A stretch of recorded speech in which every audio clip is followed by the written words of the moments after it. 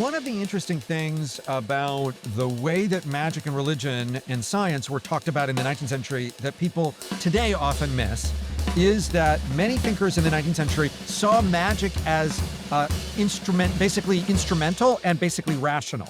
And we see this also in Max Weber, who saw magic as instrumentally rational, because people do magic things on purpose to produce changes in the world, he thought. And this was something they were getting from the anthropological literature of the period and how people were defining the categories in part of the moments of a colonial encounter that defined the early period of anthropology. Hello and welcome to Protean View. I'm Riyadh as always, and with me as co-host is Ahmed El-Binni, our senior editor at Muftah.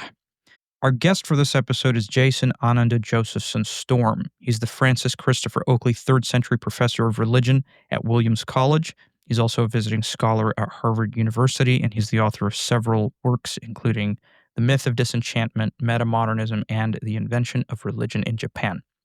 His new book coming out next year is titled The Genealogy of Genealogy, Nietzsche, Foucault, and the Coils of History. Great title. That'll be with the University of Chicago Press, so keep an eye out for it. We invited Professor Storm onto the show to talk about superstition and the secular, what they mean, how they interact with each other, and why superstition and the secular come together as part of what he calls a trinary formation with religion. I first came across his idea of the trinary in his first book, The Invention of Religion in Japan, where he problematizes our assumptions about the religious-secular binary in what I think is a pretty unique and provocative way. At the time, maybe 5 years ago, I was also reading a lot of Talal Esad's work, and I found that Professor Storm's ideas posed a productive challenge to him. So I often find myself returning to that book, and I'm happy that he agreed to have this conversation with us. In a moment, you'll hear him elaborate on his theory of the trinary, but before that, I want to say a quick thank you to our supporters on Substack and Patreon for helping make this episode possible, and I do invite our listeners of the show to consider joining our community on Substack at muftah.org and on Patreon at patreon.com/proteanview, which you can do for as low as $5 a month.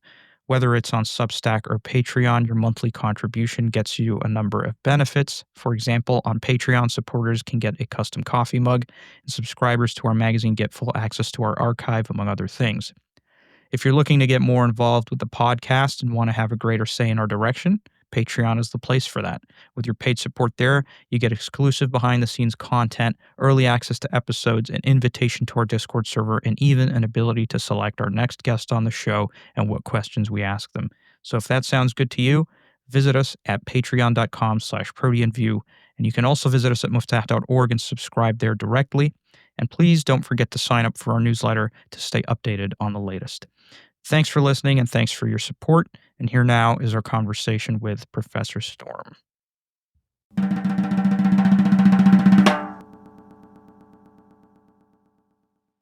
So, Jason, we wanted to talk to you about superstition and the secular. We also have some other questions, including on your upcoming book. We're pretty excited about that. But I think for the anchor point, let's start with a broad question about secularity, secularism, and secularization.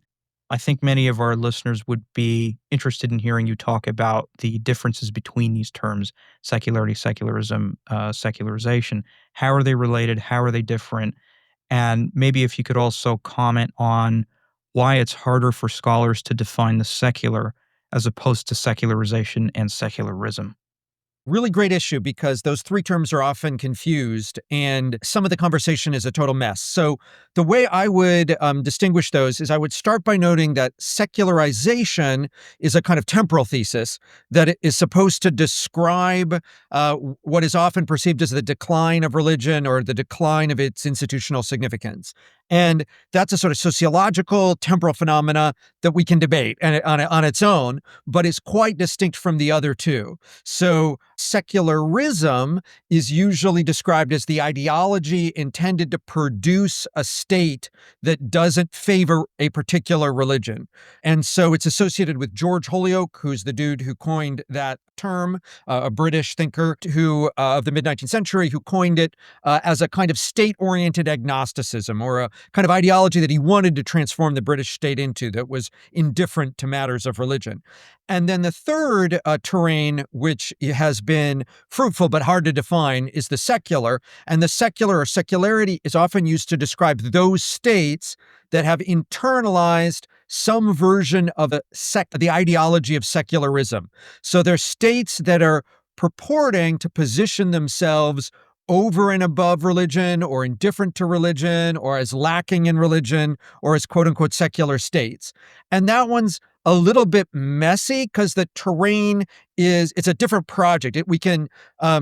Secularism is often self-descriptive. And so, like, if you want to know who's promoting secularism, you point to particular figures like Holyoke, or you look at perhaps translations into other languages. Sometimes Ataturk, for instance, used a language that in Turkish that people have described as secularism, or in the French context, it can be calls for laïcité, but it's always fairly explicit.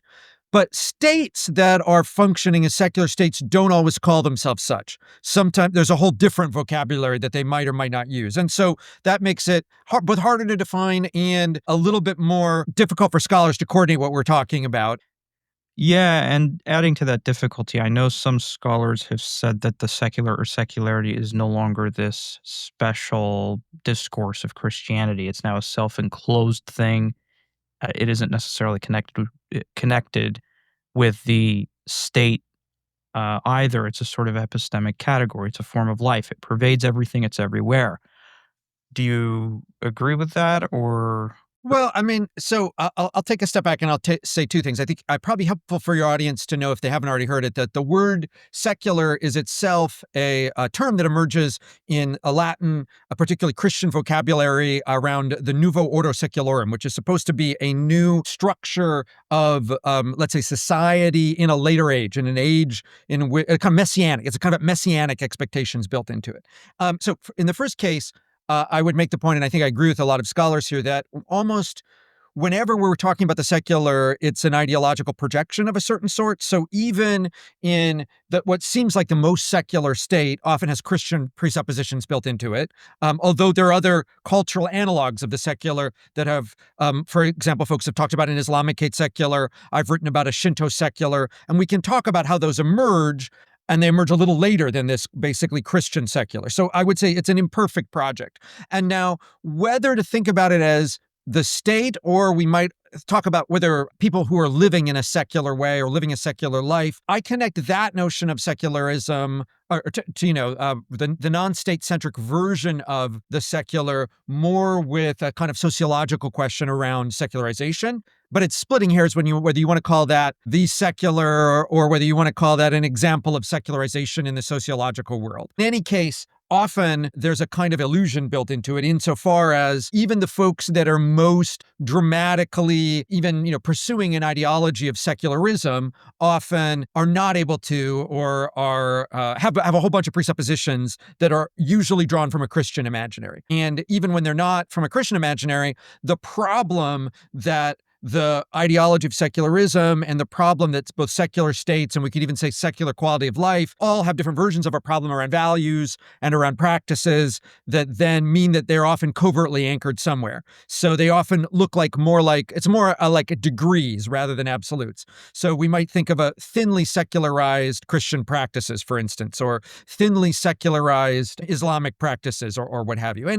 And to be clear, I'm not being negative about the project of necessarily about secularism, secularization, or secularity. Each of them have their values in their own context. Even that there are illusions or contradictions built into them.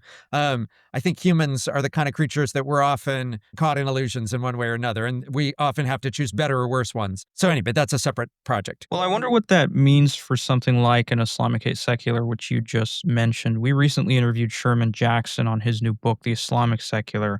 I don't know if you know of it or have come across it. I saw the title, but I haven't read it. I mean, in a nutshell, his argument is that Islam has its own form of the secular. It's not tethered to the idea of the Western secular. He almost treats the term secular here as a homonym.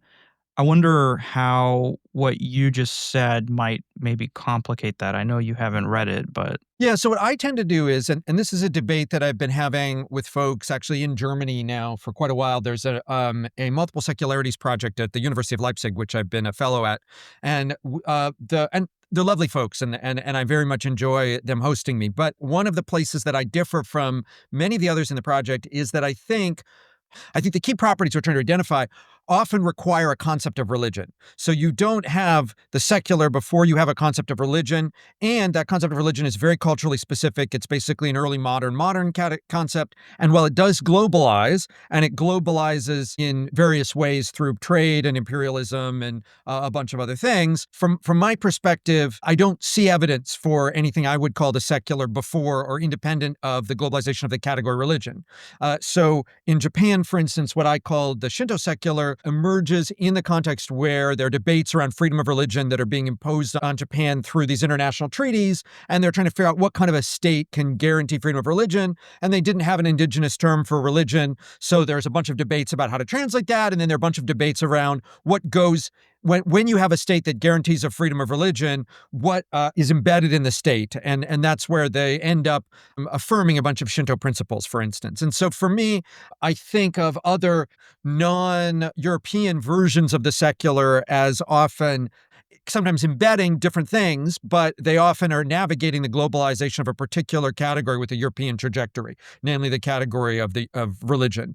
And so even in a European context, they also embed different things in the higher order secular state. But again, yeah, I think you kind of need a term religion, or you need a debate around the translation of the term religion. So that's why I see, for instance, Turkey, modern Turkey, as exhibiting a period of dialogue with the category religion. And so therefore an attempt to produce a secular state. And I think then the question that, Ataturk and others were confronted with was, what do we still embed in the state? What principles or values or rituals and a whole bunch of other things do we embed in a state that we're actively trying to sculpt in a way that is more quote unquote secular or laistic? And I'm sure that happens in other Islamic countries. I've heard that something similar happened in Egypt. And again, I don't speak Turkish or Arabic, so I'm limited in my ability to deal with it the way that I'm sure y'all can. But I would say you need that category. So it's not a mere analogy. If it's just an analogy, and this is where I differ with the Leipzig secular group, Christoph Kleine, my good friend, but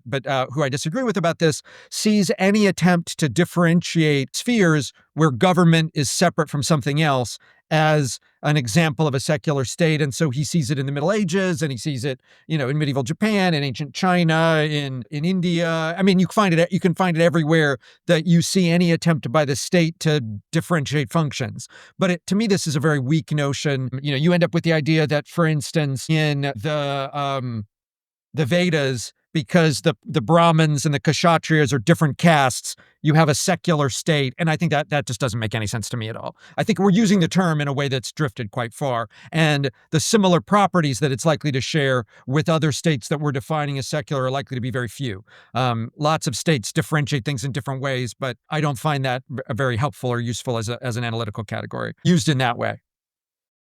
So, would you say that this project of multiple secularities, what kind of relationship does it have with the idea of multiple modernities? I mean, do you see those as related in any way? They're exactly opposite projects in a certain way, because the multiple secularities crowd have been very interested in locating the earlier and earlier point that they can locate secularity. The multiple modernities conversation, which I was into for a while before I decided that the term modernity was more an obstacle than something that made sense, I think to me captured something more interesting about different parallel paths of development that were then overridden in the process of European colonialization.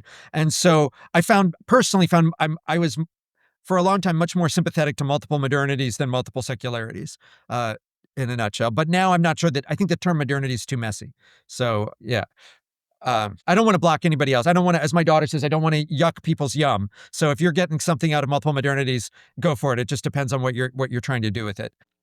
But in terms of the two categories, religion and secular, you don't necessarily see them as existing in a binary relationship, right? In your book, The Invention of Religion in Japan, you situate the religious and the secular in what you call a trinary with the idea of superstition. So, first, what is superstition? And second, why is superstition, in your view, involved in the construction of these two categories, religion and secular? So, in the first instance, I came across this because the project I was doing, that was my dissertation, was on Japanese attempts to figure out. It was called "The Invention of Religion in Japan." The dissertation had a longer title, but that was the book form of it. And in that project, I was interested in something that was surprising to me. Reading a series of sources from Japan in basically the 1880s, there were these huge debates around whether Buddhism was a religion or not a religion, whether Shinto was a religion or not a religion, what religion meant. Are there any religion? The only religion that everybody agreed was a religion was Christianity, but was religion a good thing or a bad thing? What were its properties? What did it entail? And what have you? And in those conversations, I then started tracing them back, and I saw that they emerged in a particular moment in the 1850s. Well, so basically, the American gunships arrived off the coast of Japan in the early 1850s and were soon followed by other Westerners. And what they were really interested in doing was justifying trade, but the way that they did it was through a language of human rights, which has often been, or a code for other kinds of intervention. And the Japanese were literally staring down gunboats. And the human right that the Americans wanted the Japanese to guarantee was something called freedom of religion. And Japanese translators looked at the term religion and they didn't know what they were talking about. They're like, what do you want? And freedom to do what exactly? And what is this? And they quickly learned from looking not only, from dialogue and conversation and investigating European constitutions and treaties and other things, that the Europeans were making a threefold distinction. On the one hand, religious freedom was something that was supposed to be, that all modern states were supposed to guarantee. But those modern states were also supposed to banish something called superstition. And superstition were those backward beliefs that were seen as obstacles to modernity. And those were often seen, especially located in cultures that were non-European. So Europeans were showing up in India and saying, to modernize, you have to get rid of your superstitions, even as you guarantee religion or what have you. And in addition to those two, Japanese thinkers often also saw something embedded in the state that was seen as above religion, that was necessary to anchor the politics of the nation state. And in a Japanese, there are a bunch of linguistic debates, but they ended up with three terms.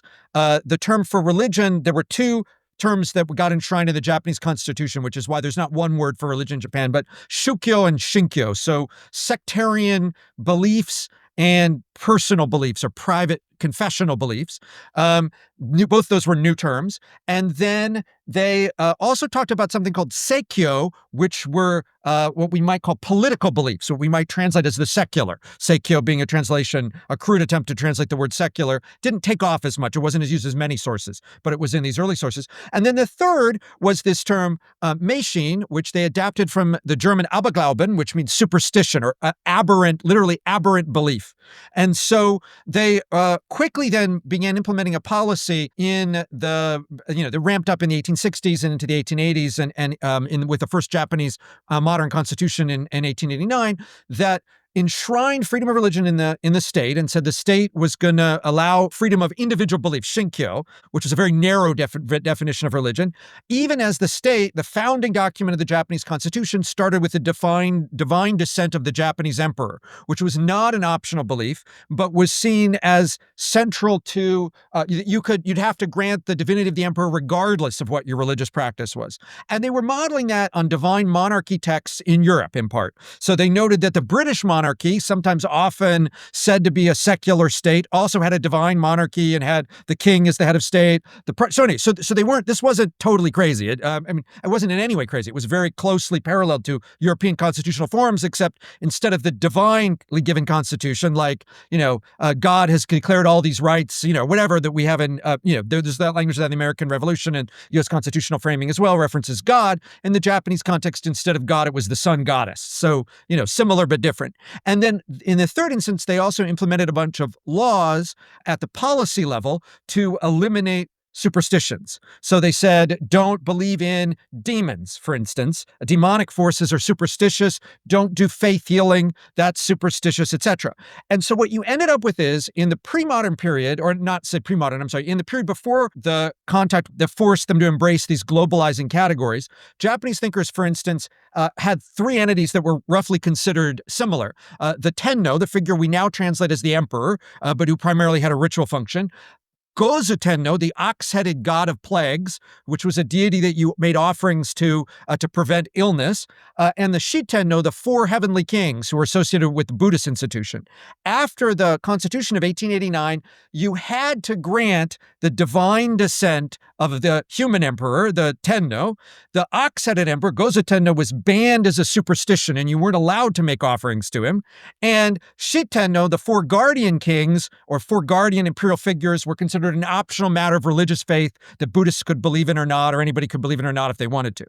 So, having seen that pattern in Japan, I then began to look elsewhere and see where they were getting it.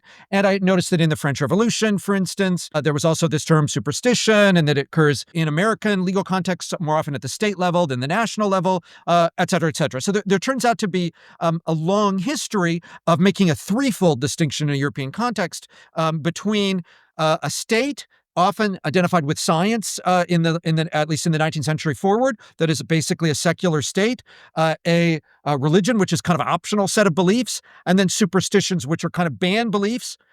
And then the further wrinkle that I explored in the book after that, after my The Invention of Religion in Japan, the book The Myth of Disenchantment, I was interested in how very specifically, what did they identify when they were talking about superstitions? And often what they meant in a European context initially were the same kinds of quote unquote pagan beliefs that they had been banishing under the guise of Christianity in earlier decades. So demons were superstitious, but angels weren't.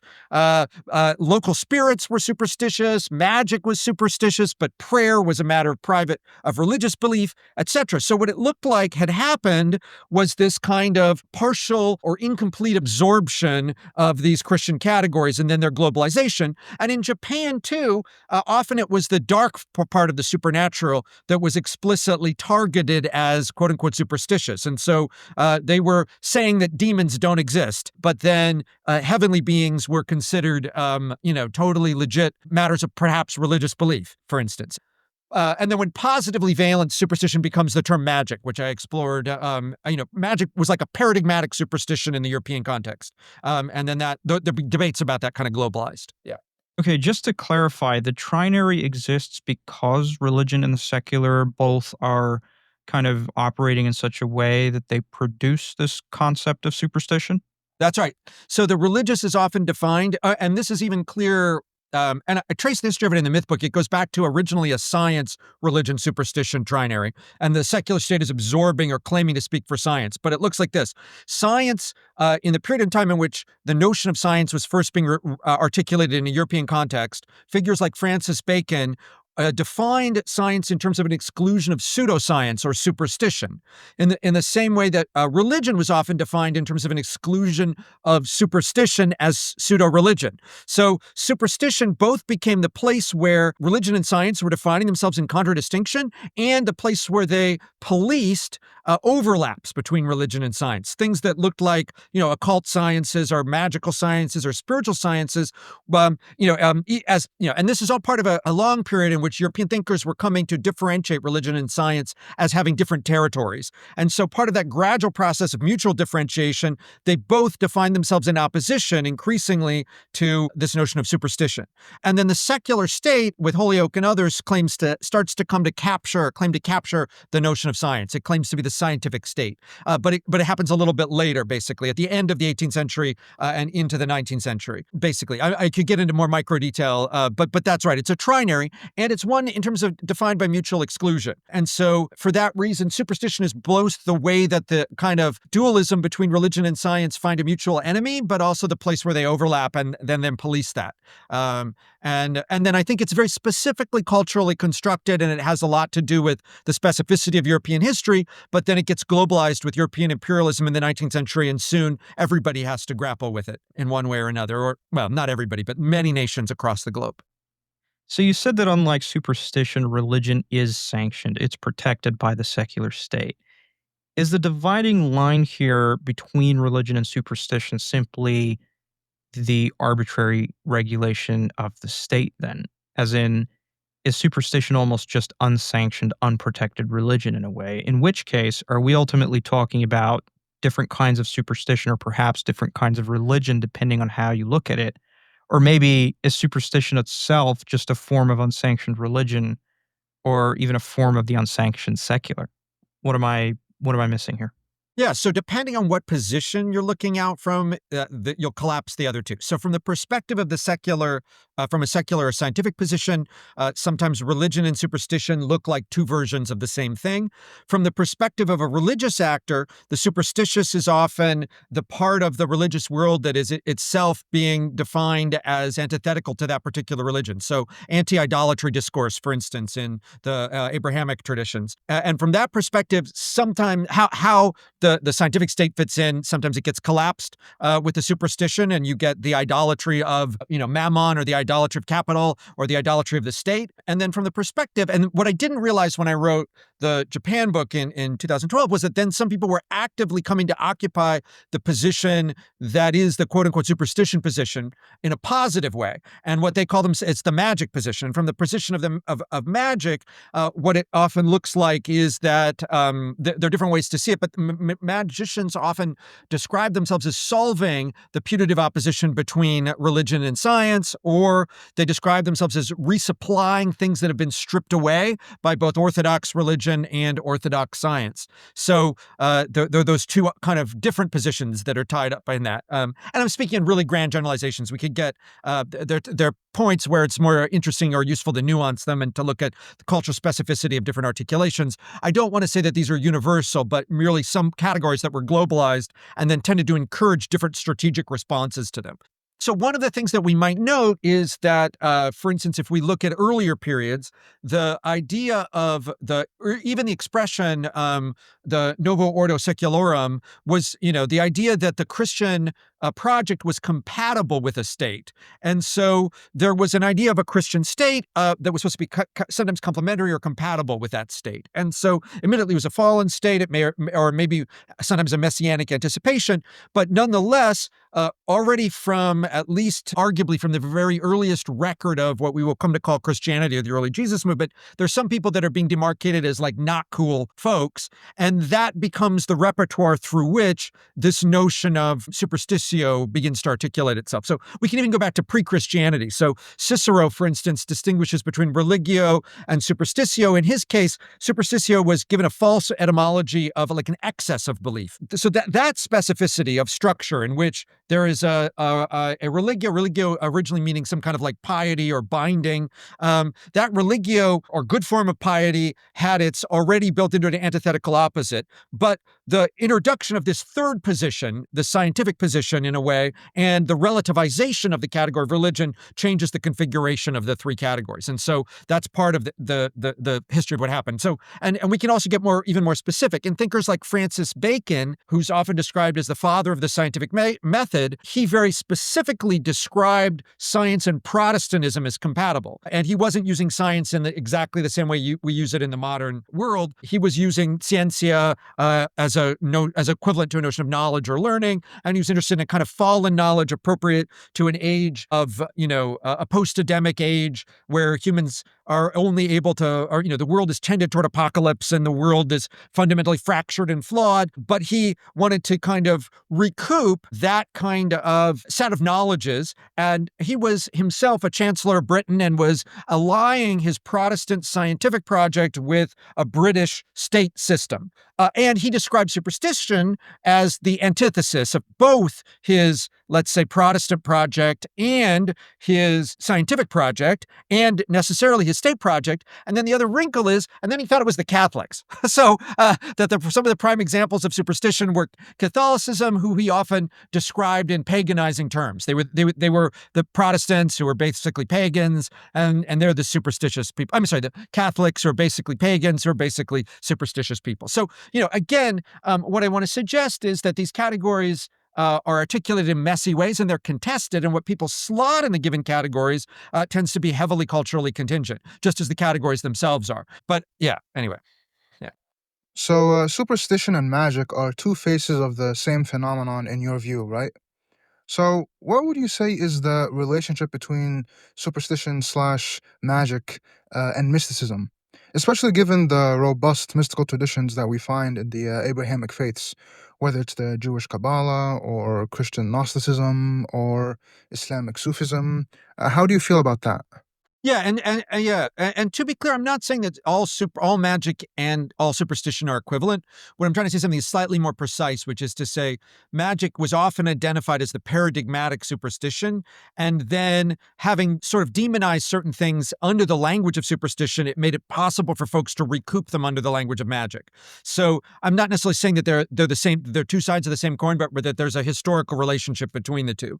Then there's a separate question about mysticism, and so I have kind of two responses to this, and you could one of which is, because I have this really geeky training. On the one hand, I'm a philosopher, but a lot of my training was as a philologist, so I tend to get stupid about words. And we might note that the notion of mystikoi was originally an initiatory term in a Greek context, so it describes someone who was initiated into a particular what we now call mystery religion. So somebody who had had undergone the Eleusinian mysteries and was therefore privy to certain kinds of secrets about the world or the gods or something like that. And that category then got recouped, became very important in forms of Neoplatonism. First general Neoplatonism, and then Christian Neoplatonism, and then, inherited across the broadly Abrahamic world in one way or another. What these traditions often shared, especially after the influence of figures like Pseudo-Dionysius and others, was the idea that there was an aspect of religion, although they didn't use the term religion yet, that was itself involved a kind of transcendence and a kind of apophatic discourse of the unsayable or the unnameable, and sometimes they often share this with a kind of unio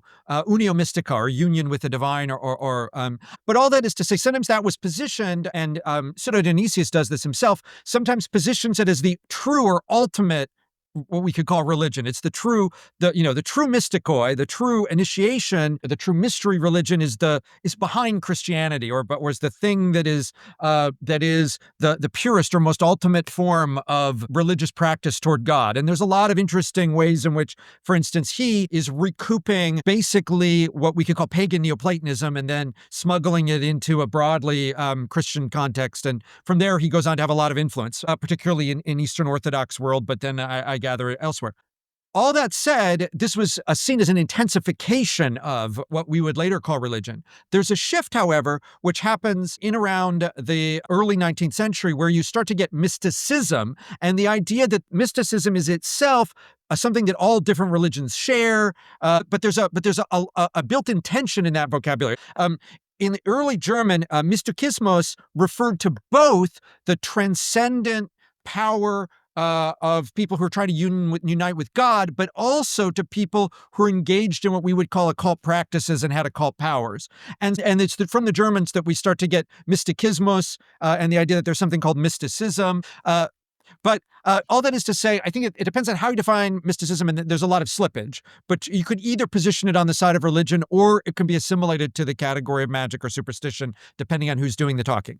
And I would tend to resist the idea that it's like a really universal category, like as essentialized by William James, but would tend to see it as something that's very particular to what we could call the Abrahamic world.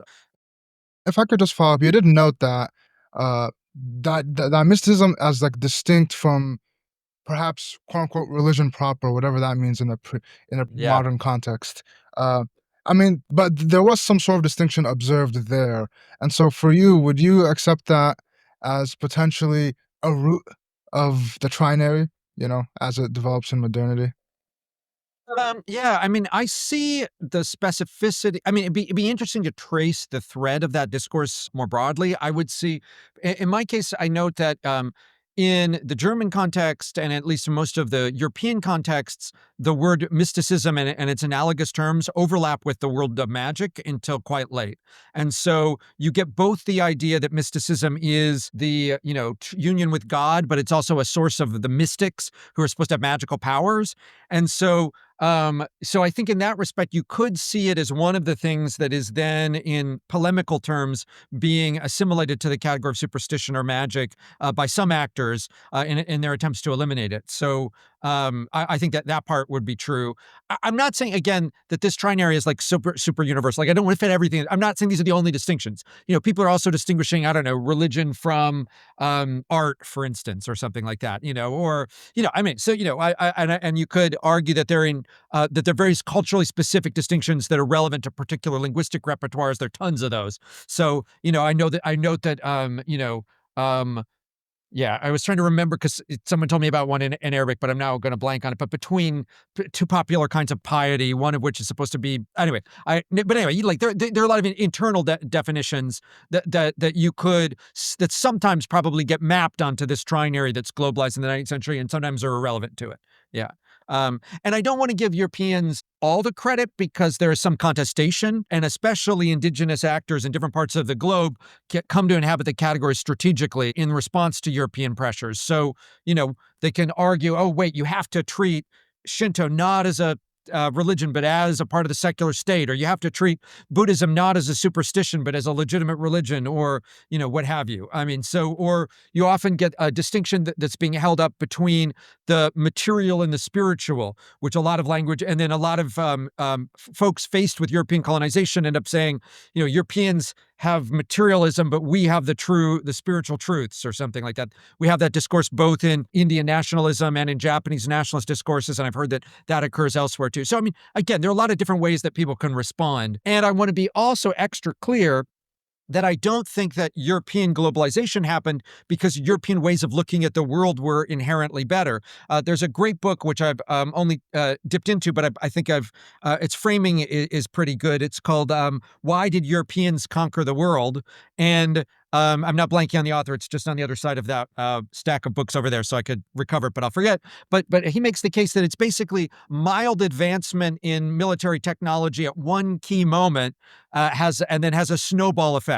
And so, there's only a very brief moment when European military technology is better than the military technology in China and in the Islamic world. And that's the moment when Europeans take off and then conquer basically the British in particular, but other Europeans as well, conquer the rest of the globe and then pat themselves on the back for the superiority of their culture and knowledge and other traditions. And I think that retroactive story about their superiority is a mess. And we might note that part of what's happening, for instance, is that in the globalization of the category of science, a lot of indigenous forms of knowledges are being covertly assimilated to science and kind of crudely and reappropriated into that project. And so, and then often if their sources are often effaced. So what do European thinkers describe as the most important original scientific inventions? Things like gunpowder and magnetism and the compass. And that's all stuff that was invented in China, for instance. Or they talk about it as chemistry, and that's really the alchemia of the Islamic world.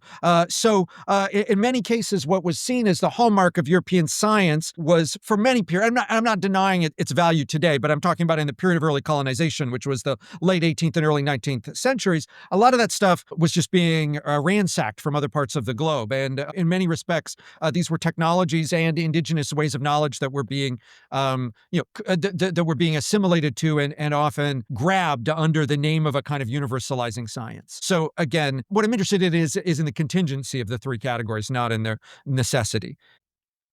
Yeah, I'd be curious to hear your thoughts on the approach of certain states like the United Arab Emirates toward magic. Ahmed and I were talking briefly before you joined us, and I was telling him I remember watching a clip from a documentary where a border agent at the airport in the UAE had stopped someone coming from Sudan, I think, and the agent searched his belongings and picked out some book which had, a bunch of scribbles in it.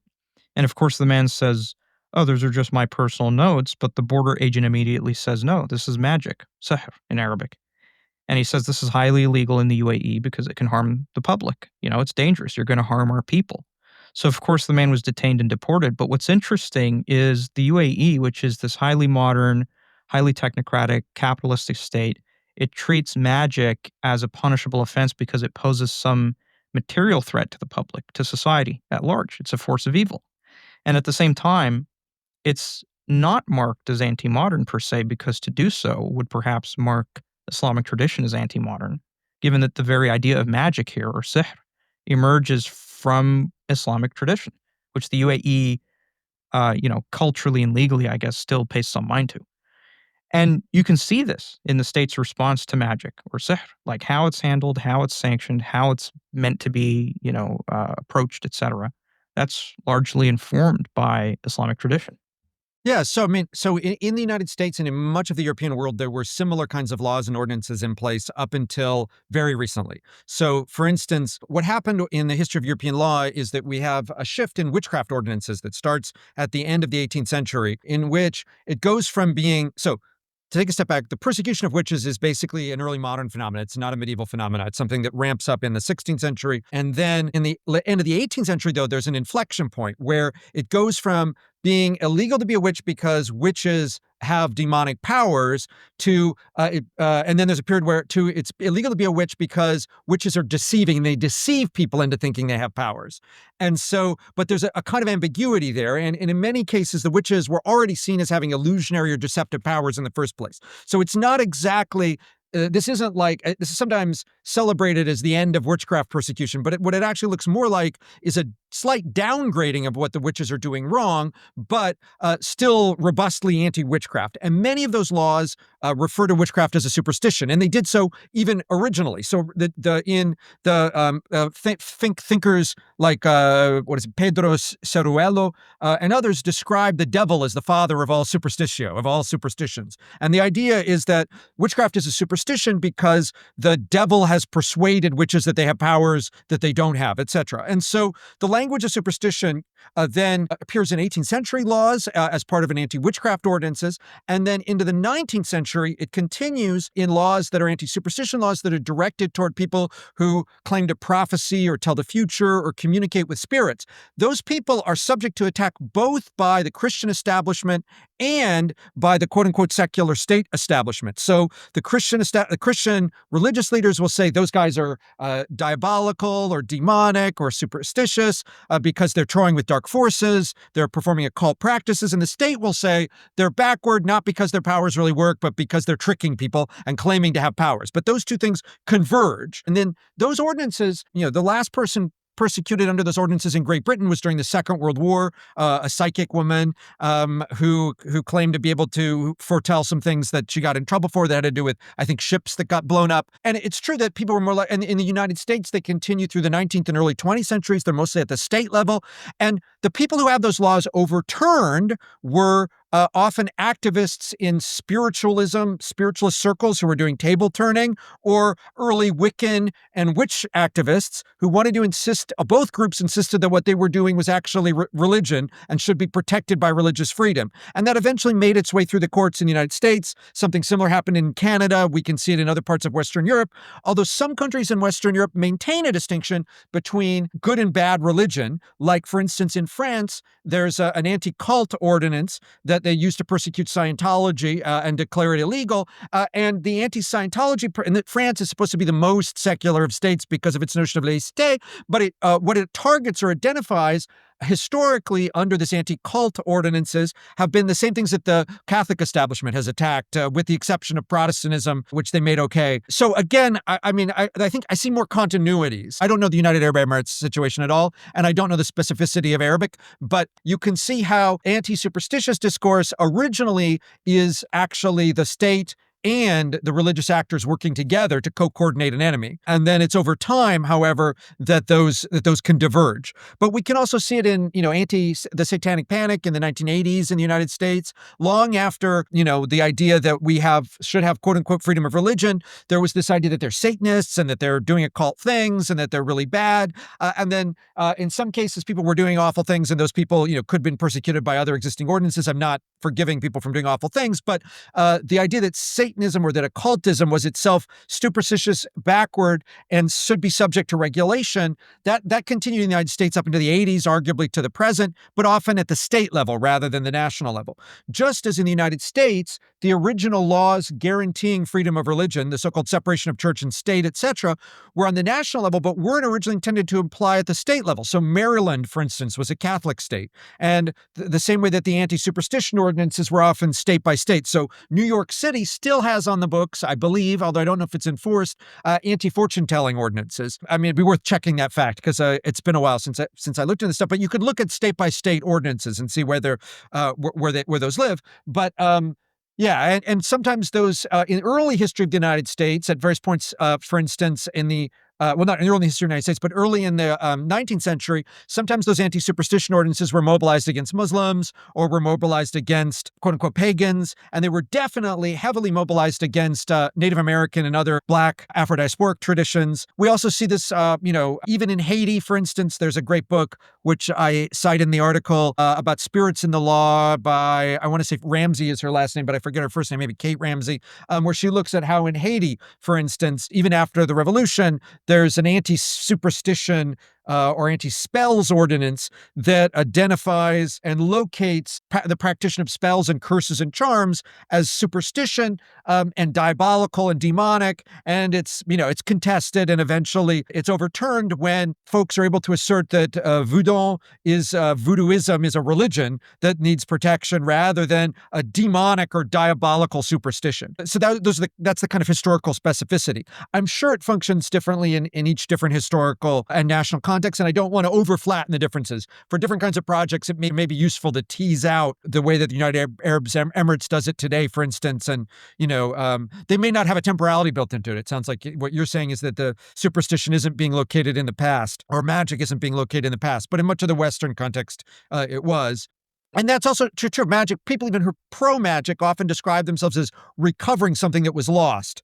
And so even this language of magos or magi, which is itself a Greek adoption of a word to refer to a Zoroastrian ritual specialist, was already an exoticizing term and often located magic in the past. And so, for instance, when the magi appear in the Christian biblical narrative, those are, that term is only not translated as magicians because it would note that there were some good magicians in the Bible, but they're supposed to be representatives of an archaic, but at that point, still powerful set of practices and traditions. And then, it just can get positively or negatively inflected, whether they're in the past, and the past is a thing we're trying to recoup because the present is screwed up, or as becomes increasingly the discourse with the 18th and 19th century, the past is bad and we have to get rid of it in the name of progress. That's a different kind of discourse that then, locates magic in the past as bad versus magic in the past being a good thing, for instance. And then on the relationship between science and magic in particular, I know in your book, The Myth of Disenchantment, you say there were certain philosophers in the 20th century, like Otto Neurath, who saw a continuity between science and magic. Could you maybe speak to that a little and explain why they said that and what was meant exactly? Yeah, great. So one of the interesting things about the way that magic and religion and science were talked about in the 19th century that people today often miss is that many thinkers in the 19th century, following especially J.G. Fraser's Golden Bough, but their earlier antecedents, saw magic as basically instrumental and basically rational. And we see this in Fraser, and we see this also in Max Weber, whose famous phrase, Die Entzauberung der Welt, the disenchanting, literally the demagicking of the world, but it's often translated as the disenchantment of the world, was hugely popularized. But Weber saw magic as instrumentally rational, because people do magic things on purpose to produce changes in the world, he thought. And this was something they were getting from the anthropological literature of the period and how people were defining the categories in part of the moments of a colonial encounter that defined the early period of anthropology. But all that is to say, Fraser, Weber, and then people like Neurath, who knew Weber personally. So Otto Neurath is often considered one of the founding figures in positivism and the Vienna School of Positivism. And Neurath noted or argued he was also a proponent of what we could call red positivism. He actually, although it may seem surprising to any of your listeners who are in contemporary analytic philosophy departments, the early positivists often had a political project and they were often Marxists. And Neurath was their biggest proponent. And what he thought the purpose of positivism was to eliminate ideology. So you wanted to figure out what the truth was, and you wanted to differentiate between statements that were verifiable and statements that were merely ideological, that had no truth value. And that was the way to distinguish from ideology from fact. And he thought that he was doing it in the service of a Marxism that was itself not ideological, but a scientific Marxism. So part of that was he was anti-religious. So he thought one of the central sources of ideology, like these empty phrases like, I don't know, like, God and country or something like that. He thought that religion was the source of those phrases. But he was also interested in bridging the thought of the working class with science. And he noticed that a lot of what working class folks were doing in the name of magic, from his perspective, was stuff like herbal remedies and various kinds of like midwifery, and that they were trying to do things that they thought they were doing for specific purposes. In theory, you should be able to do a magic spell and it should do something, he thought. And he's not an anthropologist. He's just reading these other guys. But because of that, he thought that science and magic had more in common than religion. Religion is the aberration, because he thought religion was all about an other world. It was all ideological. It was all just, it was just all bad stuff. Again, I'm not defending his view, but that's what he thought. And so for that reason, he wanted to emphasize the important commonalities between magic, common sense experience, and science, and then for positivism. So positivism itself was a return to common sense, working class knowledge traditions, and that meant they had to bridge magic and science together. And, he wasn't alone in this. Some other figures in positivist circles made that arguments, but I go into more detail. I have a whole chapter on it in the Myth of Disenchantment. I know you're a historian first and foremost, right? But if I could ask you about the contemporary context, because your account basically stops at it's on the cusp of the digital revolution, right? And I think the digital revolution and the forms of experience to which it has given rise to has in many ways turbocharged basically, yeah, all these ideas about magic and mysticism. Uh, I think I think it's not a coincidence, for example, that TikTok today has become a hub for young witches. Right.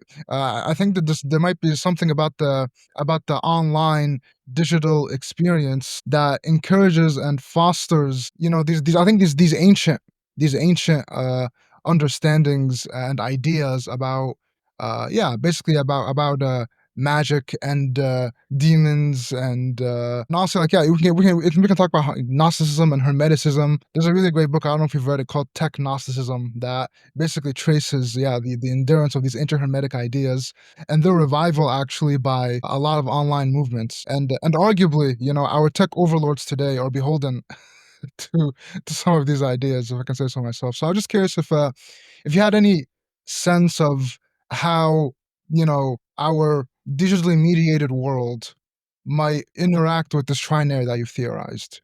Two things. In the first case, just a small point, I think of myself as a historian and a philosopher, but you're right that I tend not to go up to the present period very much.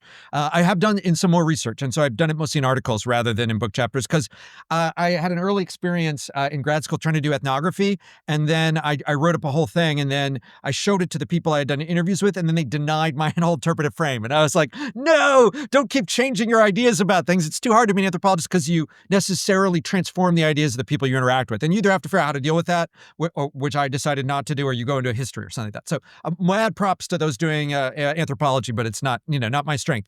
That said, I have done some writing and some work about things in the digital age. And I think one of the two, and here's one of the arguments that or one of the things I've been thinking about, and I do know the Technosis, and I have met Eric Davis, and he's a really cool dude. I especially recommend his book on high weirdness, which is also a very fun read. But so here's how what I'm talking about fits into there. So what I've been arguing all along is that the categorical distinction between superstition and religion is itself strategic and is shifting. People are able to slot things in different places. So it's not an essential difference, but it's a discursive difference of a particular sort.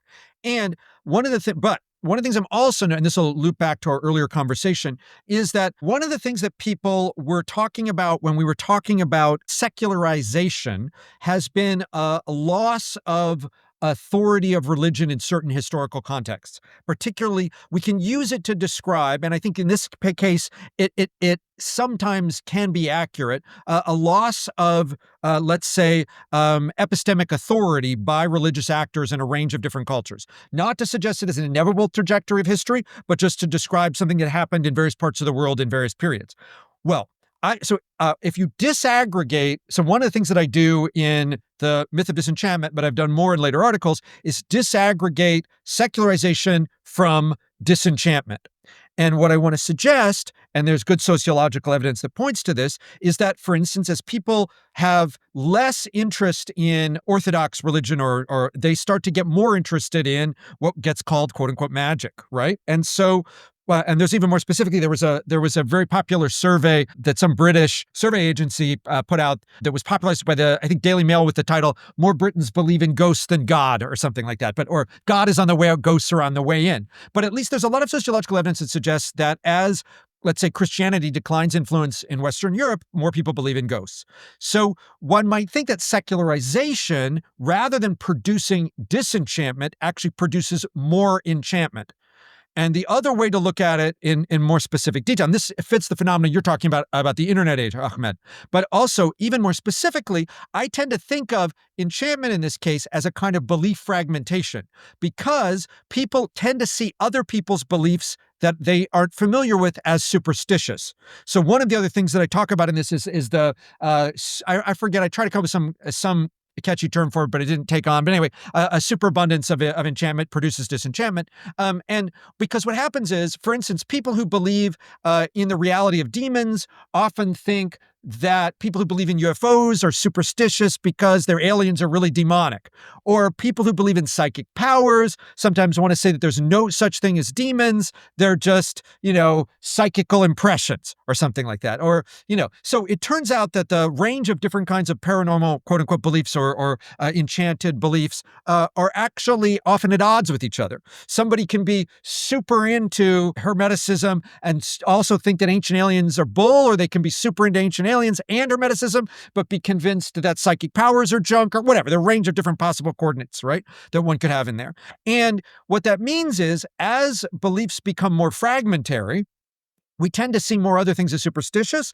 And as certain kinds of the epistemic authorities of the quote unquote religious establishment decline in their influence, we necessarily have more and more belief fragmentation. So enchantment increases as secularization increases. And the other part of the phenomena that I've been thinking about, and I've written a little bit about in stuff that hasn't yet come out, is the way the internet in particular allows an accelerated version of the fringe to the mainstream phenomena, from the margins to the mainstream, or from the fringe to the center. I think those phenomena have always happened in varying degrees, but it tightens the temporality. So in the past, for instance, notions of, I don't know, macrobiotic diets went from totally unheard of to almost bordering on mainstream. Now I don't know where they are now. I forget whether, what's his name, Kennedy, is into macrobiotic diets or not, but who knows? We may be forced to eat them in the near future if we're not careful. But that was a slow process. Whereas today, it's things that were very fringe on the internet. Only a couple years ago, we can see J.D. Vance saying them or whatever. I don't want to be too specific to the American case and keep the audience open, but I want to suggest that there's been an acceleration of movement from the fringe to the mainstream. And also the other thing that I've spent a little bit thinking about, and this is where I think Eric Davis and others are right, is that the presumption that technology is also a vector of disenchantment is also false. People had this great utopian idea that everyone would get on the internet and would become scientific rationalists, and they would live in I don't know whether it was a good thing or bad thing, but would live in a world where, everybody just believed in, I don't know, pure reason or something. That obviously didn't happen. It seems really laughable now, but that was the utopianism of the early internet era. But that is itself just a microcosm, a story that many philosophers of technology told either in a idealist or mournful key, and have been saying since the early 20th century, which is the idea that technology is supposed to make us all instrumentally rational. And that just turns out to be just flat out false. So there are many different ways that humans can come to interact with our technological environment. And in some cases, we can imbue our technological environment with different kinds of animacies. Instrumental technology is supposed to be the direct opposite of animism, but it turns out you have plenty of techno-animisms that function in different historical, cultural contexts. And so, I prefer tech animism to technosis, but it's just a matter of emphasis. I think Eric Davis is great. But anyway, so you see, so there are many different examples of that. The internet is just one version of that. I guess the only question I would ask is, do you foresee the enchanting effects of technology reshaping the nature of political power, or like the state, and what the state and how the state regulates, religion and superstition? Yeah, I mean, it's a good question. I mean, I think that the boundaries between what gets slotted in the categories of religion and superstition, again, are tend to be fluid. And so, for instance, belief in UFOs was for a while considered a paradigmatic superstition in certain parts of the state, and people were forced out of jobs for talking too much about UFOs. But now that's shifted centrally close to the mainstream. And I think, especially because unfortunately our culture seems to be, our politics are dominated by tech bros, and a bunch of them believe in UFOs. That's on the way up in a big way. Specificity, and there are also tons of UFO religions. So one of the things that, the proliferation, and I haven't done much work on this myself at all, but there, got a lot of scholars doing interesting work on this. So I think that those boundaries are shifting. What fits into a different category is shifting. And in our specific moment, I think that the notion of AI, which is, making radically transforming the intellectual life of most of us right now, whether we realize it or not. Our work, right? Like I think we've had an automation of manufacturing and that impacted a certain socioeconomic class, and they've had to deal with the effects of automation now, increasingly for maybe arguably since the Luddites, but there's a long history of that. But we've only begun to automate what looks like intellectual labor in a particular way, and that's through AI. And the question is, where is that going to go? And one of the things that we're seeing is both, and I have a colleague, Beth Singler is her name, but who've been working on AI in the religious sphere. So there are people who are like interested in producing AI, worshiping AI, doing divination with AI. There's, some tech bros have this idea of the basilisk hypothesis that, all this stuff. So, I mean, I think it's definitely every technological transformation can change things in a bunch of different ways, unpredictably. So the book, one of the projects that I'm finishing now is about electricity and how that changed the religious and magical imaginary in the late 19th and early 20th centuries. But I mean, we could say something similar for the way that AI is changing things now. I mean, it's hard to know. The AI may hit a wall, what's being called AI, the large language models, because there's only so much data they can eat, and they've eaten most of the available internet. But they may also have different ways of, that's what folks are right now trying to figure out how they can improve on, so we'll see. But in any case, that's definitely transforming all those spheres in our current moment. And those have effects on policy necessarily and what fits in different kinds of categories. But I don't want to I think not only am I not a anthropologist, but I'm very bad at forecasting. I would not have forecasted the current cultural political climate that we're in right now. And it's hard for me to predict where things are going to go from here. And I don't want to get depressed. So let's just say I think we need to struggle to try and make things as good as we can, But I think that inevitably, to circle back to your question, how the categories of superstition and religion and the secular state are articulated is in the process of negotiation. And what I think is that many quote unquote secular states have had very different attitudes toward religion. They've mostly tried to privatize it, but they've sometimes had distinguished between quote unquote good and bad religion, or religion that was more or less close to the state. Paradigmatically, the Church of England, even though in Great Britain is sometimes held up as a secular state, there is a state church. It's just you're not required to do it. And, so similarly, what gets counted as superstition is, heavily contested. And whether the state bothers to police it or not, or whether it leaves it to normative forces, is also been changed at various points in various places. So I know you have to go in a few minutes here, but I have a final question. Could you tell us a little about the new book you just finished on the genealogy of genealogy? When is it coming out? What's the main argument? That's right. I've just finished a new book, and the title of it, the subhead just got changed. So, but I think you got the. So I'm looking at my own subhead now. So it's called "The Genealogy of Genealogy: Nietzsche, Foucault, and the Coils of History," and it's coming out from University of Chicago Press. It'll probably be early 2026 because the publication thing is glacial. And what that book is, so a lot of us scholars in the humanities and social sciences use this term genealogy as our proxy term for critical history. So Talal Asad, famously genealogies of religion, that some of your listeners are likely to know about. But that term proliferates. It's in many humanistic and social scientific disciplines. I've got a list of like hundreds of books with it in the title, and thousands of articles and books that refer to themselves as genealogies within. What is it? So encountering that term. I was talking to a friend of mine, Myrna Perez Sheldon, and she was like wanting to ask me about the relationship between that term in Nietzsche and Foucault and the ordinary term genealogy that we use to talk about ancestry research. And I started to wonder, and a term that we often associate with Darwinism, Mormonism, and the tracing of pedigrees. How did that term, and then if you look at the etymology of that term, genealogoi, which of course I do, because again, as I've geeked out about, I'm a philologist in that respect too, comes from the word, genos or generation or people and the study of. So it turns out that that term's etymology is much closer to family history. And how do we get that? Like in this case, the scholars are wrong. It's not the lay people who are misusing the term. It's the scholars who are using it in a very idiosyncratic way.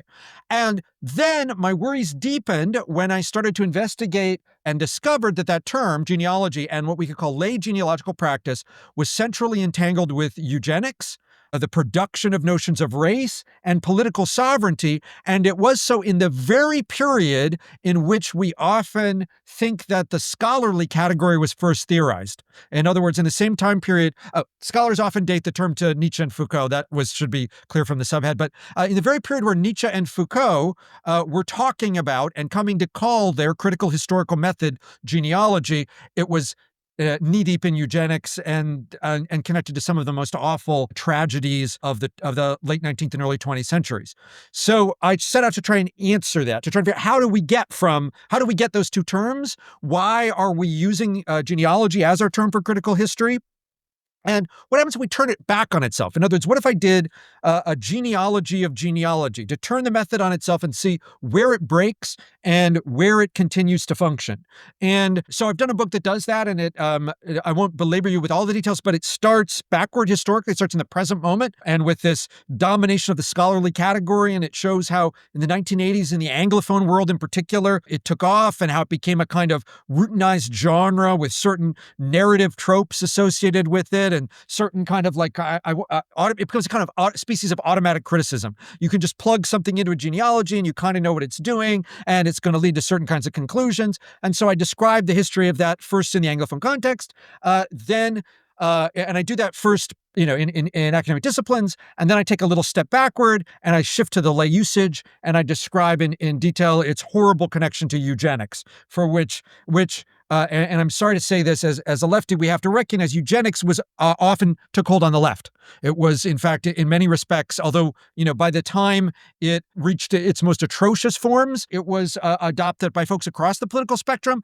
But early eugenics movements were often launched at the same institutions that a generation later launched scholarly genealogy. And genealogy wasn't just central to eugenics and its practical operation, but it was central to, lay genealogy was central to its policing and enforcement. So not only did Francis Galton, for instance, the guy who coined the term eugenics, originally used genealogy to describe some of the stuff he would later call eugenics, but then also when people were doing forced sterilization, anti-disability, insisting on white supremacy, putting immigrant quotas on the United States, enforcing Jim Crow laws in the South, and disabusing folks of indigenous sovereignty as part of the quote-unquote blood quanta regulations, and then finally ferreting out people's Jewish ancestors as part of the Holocaust. The people who did that were professional genealogists. And that is just the generation before it takes off as a scholarly category, and it overlaps with the lifespan of Nietzsche and Foucault. And so then I say, okay, those are two different words. And if you have a good philosophy of language, like I provide in the Metamodernism book, you have a story about why those two things are two separate categories. But most scholarly genealogists have an old-fashioned view of language where what they're doing is they're tracing a term across different discourses as if it's the same term. Edward Said, for instance, in his study of Orientalism, is very specifically not distinguishing between different uses of in the Orient in scholarly repertoire, in poems, in plays, across a range of different registers. That's just how that works. And so if you're going to do that, then genealogy catches itself and it, in a way, starts to dissolve. That's my first blow against genealogy. But then I have a few more. Then I say, well, where do we get the story? The story of genealogy is itself a story of a pedigree. We say that it was first constructed by people like Nietzsche. Let's see how it functioned in Nietzsche. And then I have a story that makes people feel bad about Nietzsche, but maybe good about Nietzsche in some other ways. I don't want to spoiler that, but it complicates the story of Nietzschean origins, and it draws attention to the eugenical registers in Nietzsche, and also, there's some interesting messy stuff going on. I have a love-hate relationship with Nietzsche, so I'll just bracket that out for a second.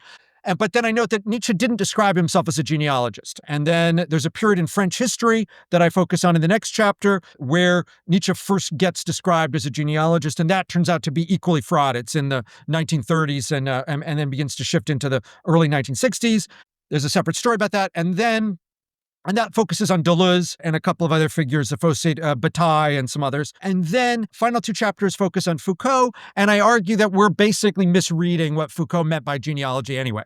So that Foucault had two methods, archaeology and genealogy. Scholars have either thought of genealogy as a successor to archaeology, or they have conflated the two of them. They've thought of them as the same thing, generally.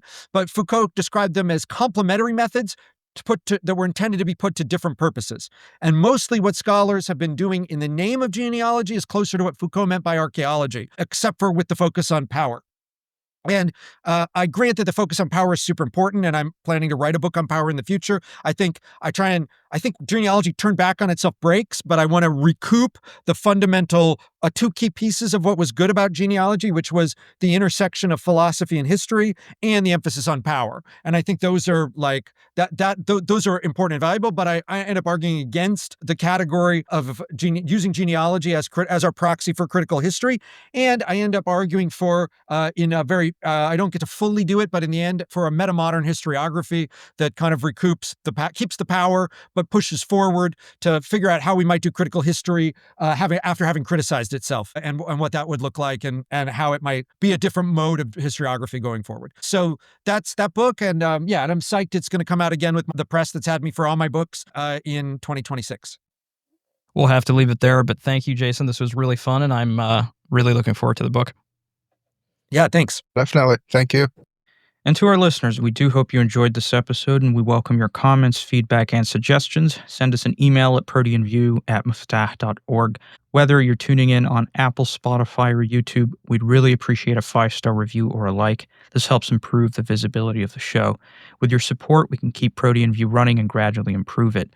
Visit us at muftah.org and navigate to the Protean View tab to see all our episodes, and follow us on our socials using the handle @ProteanView, including on Patreon, where you can become a paid patron and receive exclusive content. Until next time.